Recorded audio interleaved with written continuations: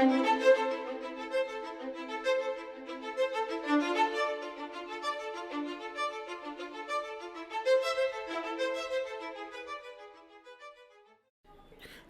my name is Alfonso de Armas, and I'm a city councilor representing constituency number 4 at the Georgetown Mayor and City Council.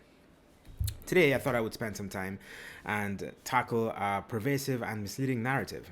The narrative that the PPP central government is willfully withholding resources from the city of Georgetown because it is led and managed by an APNU-led city council. Now, this could not be further from the truth. So I wanted to establish a few things first.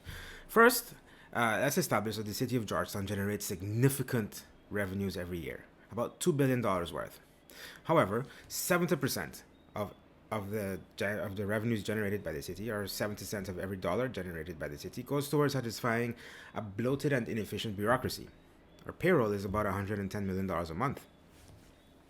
Now, you and I know that the city has not maintained, built, or otherwise had anything to do with a single road for decades. And yet, the city maintains road gangs on its payroll. And this is just one example of a bloated and inefficient payroll.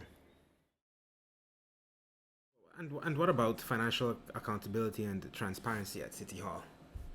Well, the last time that any comprehensive audit was conducted was at least 5 years ago. The last time the city's asset register was updated was in the early 2000s, and bank statements have not been reconciled since 2021. And yet you'll hear the opposition, and yet you'll hear the APNU and the pseudo-intellectuals at Starbuck News pontificating that the PPP is starving willfully the residents of Georgetown and withholding funds from a city hall.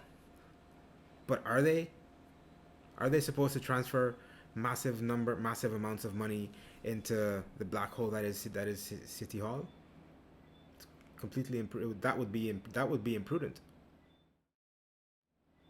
So what then? Do we allow the city to fall into disrepair, to decay, to fall into rot? Do we allow our residents to continue to wallow in filth? Absolutely not. PPP councillors have begun to attack this issue on several fronts.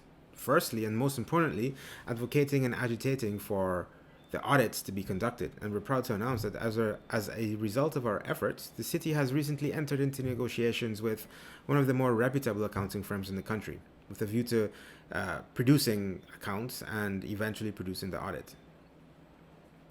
And in the meantime, what happens? Work still needs to be done. The citizens that pay for services deserve those services. And so we've been working with central government and throughout our constituencies, throughout all the constituencies in Georgetown, to do things like paving of roads, clearing and maintaining of drains, parapets, alleyways. These are all basic services that the citizens of Georgetown, the residents of Georgetown, pay for and deserve.